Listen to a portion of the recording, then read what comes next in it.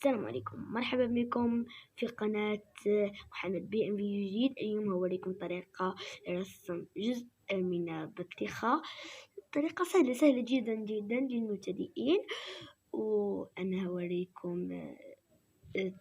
هوريكم المراحل وبس، وفي الأخير هوريكم الشكل النهائي بدون تلوين، والأخير ستروا الشكل للتلوين بطريقة سهلة جدا. الفيديو راح يكون قصير جدا.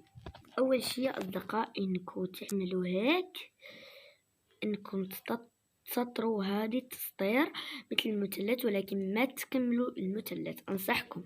ثاني شيء أصدقاء ترسموا هذا الشكل اللي مثل النصف دائرة، الشكل اللي يكون في أول دائرة. أوكي. وبعدها يا أصدقاء تعملوا عينين الفم بهذه الطريقة، وبعدها ترسموا البذور بهذه الطريقة، تعملوا قلبين بهذه الطريقة. مستعدين لكي ندمجهم؟ 1 2 3. احنا يا أصدقاء دمجناهم.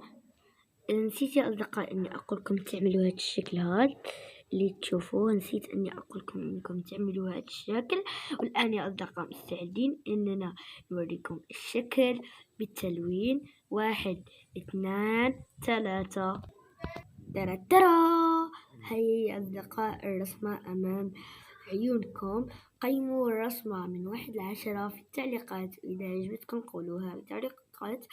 واذا تبون رسمات جديدة، إذا تبون رسمات أرسمها لكم قولوها. وإذا عجبتكم هذه السلسلة نعملها سلسلة في القناة، اعملوا لايك، وصلوا الفيديو ل 50 لايك.